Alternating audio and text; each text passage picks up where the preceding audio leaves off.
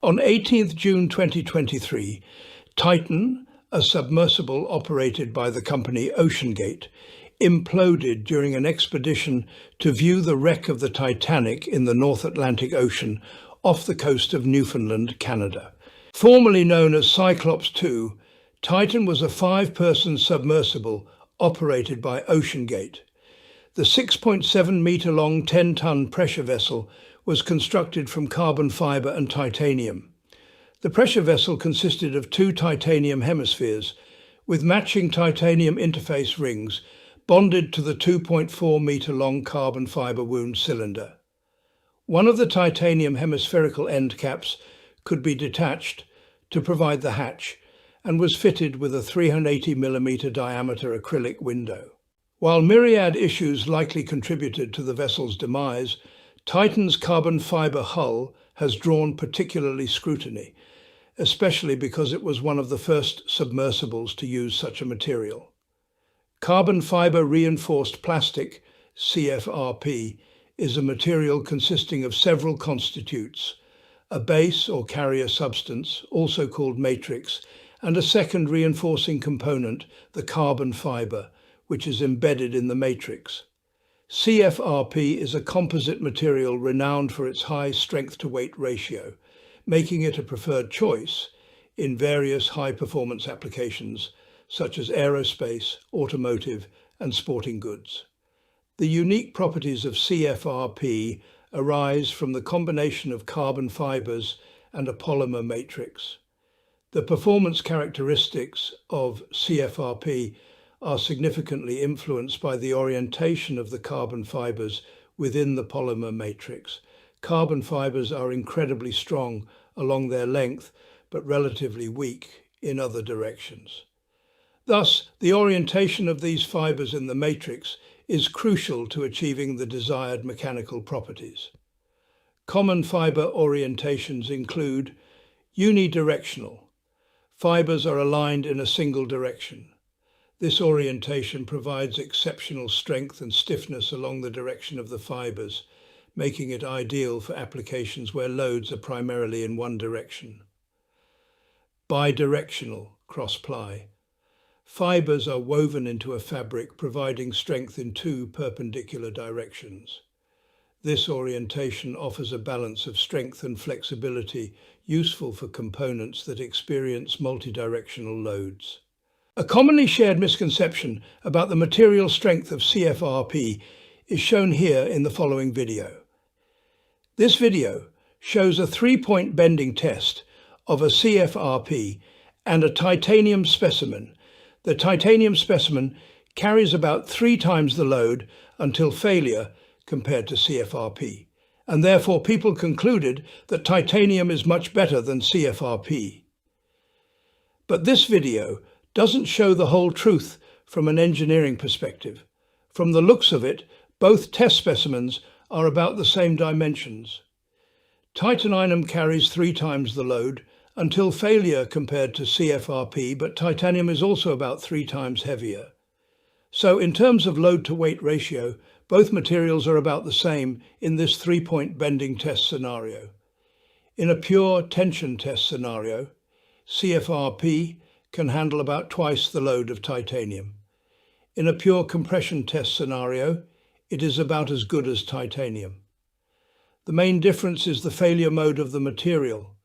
CFRP is brittle, which means it breaks instantly when its material strength is exceeded. Titanium is ductile and carries still some load after exceeding its yield strength and doesn't break immediately. The brittle failure mode is the main disadvantage of CFRP because it doesn't allow any errors in design calculations. The CFRP cylinder of the Titan was manufactured 2 times. The first version was built in 2017 by Spencer Composites. The carbon fiber hull of the Titan features alternating layers of UD prepreg in the axial direction and wet wound carbon fiber filaments in the hoop direction. The second version was built using automated fiber placement by Electro-Impact in 2020. The cross-section of the second CFRP cylinder has 667 layers of CFRP and is 127 millimeters thick. The manufacturing process of the CFRP cylinder works like this. A mandrel, which serves as the core around which the carbon fibers are wound, is prepared. The mandrel can be made from various materials, including metal, plastic, or even dissolvable materials if the mandrel is to be removed after curing. The filament winding machine is set up, which consists of a rotating mandrel and a fiber delivery system. Carbon fibers, typically pre-impregnated with resin, known as pre-preg, or dry fibers that are wetted with resin during the winding process, are fed from spools through tensioners to the winding head. The mandrel rotates while the winding head moves along its length, laying down the fibers in specific patterns. Multiple layers of carbon fiber are applied to build up the desired wall thickness. After winding, the composite material is cured to harden the resin and lock the fibers in place. The curing process involves heating the mandrel and wound fibers in an oven or autoclave, following a specific temperature and pressure cycle. Once curing is complete and the composite has solidified, the mandrel is removed.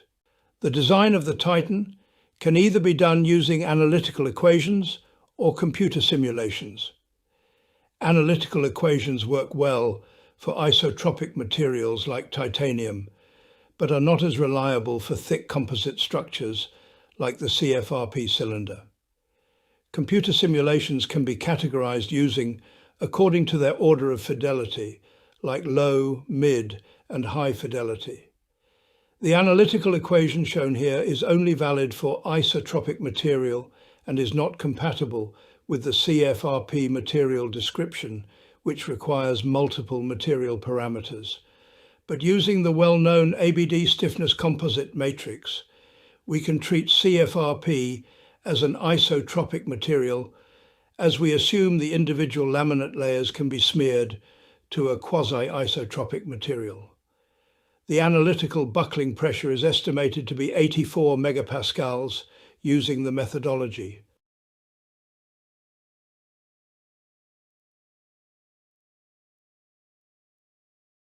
In the simulations, three main aspects are considered. The first aspect is buckling. The linear buckling analysis results in a design pressure of about 70 megapascals, depending on the order of fidelity. The design of the CFRP pressure vessel is usually divided into three regions: the limit load, the ultimate load, and a safety reserve. The limit load is the operation load of the Titan, which is assumed to be 40 megapascals, which corresponds to the pressure that we would expect at the depth of the Titanic. The ultimate load is the product of limit load times a safety factor, which was 2.25, according to an article in Composite Worlds. The Composite Worlds article stated that a safety factor of 2.25 for a thickness of 114 millimeters was established for the CFRP cylinder, but the thickness of the CFRP cylinder was increased to 127 millimeters for additional safety. However, the results of analytical equation and simulation show much lower loads than we would expect. If we have 90 megapascals for a thickness of 114 millimeters, the maximum pressure in the safety region would be 112 megapascals for a thickness of 127 millimeters. Instead of 90 megapascals, our simulation shows 74 megapascals, and even if we increase the thickness to 127 millimeters, we barely get about 90 MPa as a design load. The second part of the simulation involves material strength. In the case of CFRP, we consider fiber as well as matrix fracture in tension and compression. Using this methodology, we get a design load of about 74 megapascals. If we consider imperfections as a third aspect, the design load is reduced even further. The well-known energy barrier criterion, EBC, delivers a design load of 56 megapascals. There are still some open aspects like 1. Variation of material data, 2. variation of wall thickness, 3, effective temperature, 4, effective dry-wet cycle, 5, adjacent structure influence which is not considered and the design factor is already lower than 1.5. What has the CEO of OceanGate to say about this rather low margin of safety?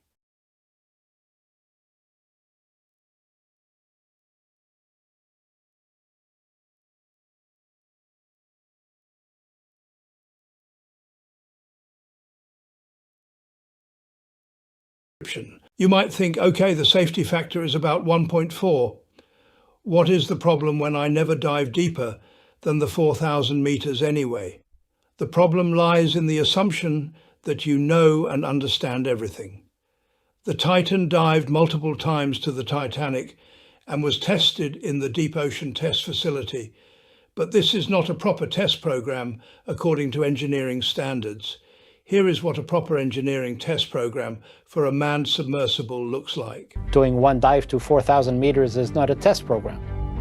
A proper test program on any pressure vessel that is new, that we don't know how it behaves, is you've got to do 3 tests. The first one is you've got to blow up 5 units. You've got to crush them. And you've got to find out that the crush pressure actually matches your calculation. If it's all over the place, it means your calculations are no good. The second one is you've got to put it under constant pressure for 3 months at 6 times the pressure, because plastic, you've seen it, it creeps, it just keeps moving. So it's like, well, it might be good for the first hour, but after 4 hours, all of a sudden it deforms and it collapses. So you've got to put it for 3 months under on 6 times the design pressure. And after that, you got to cycle it at full pressure for 1,000 times. Well, that takes better part of 2 years to do that. As we have heard, the ASME design codes require a safety factor of 6, which would lead to a much thicker CFRP cylinder than the one the Titan had. The most likely cause for the implosion of the Titan was cycle fatigue damage.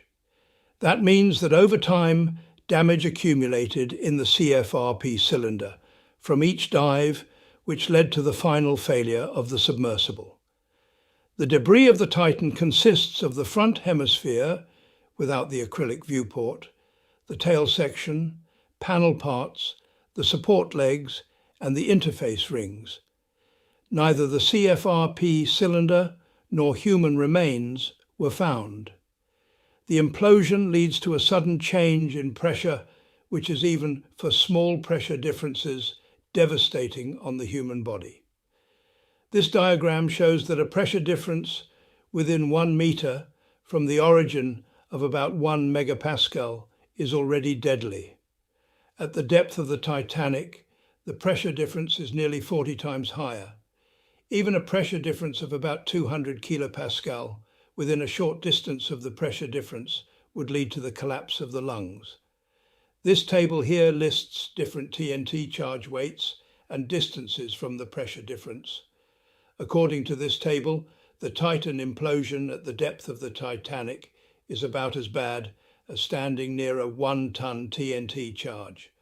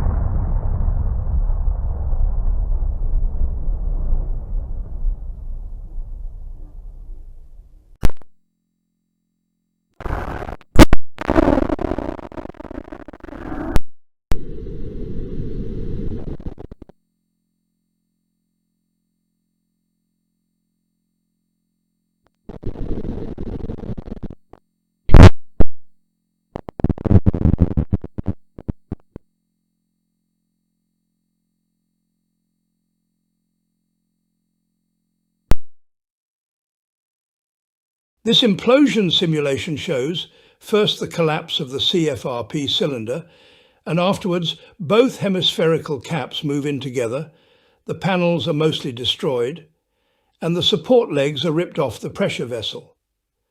The whole process from CFRP cylinder fracture to complete implosion takes only 6 milliseconds.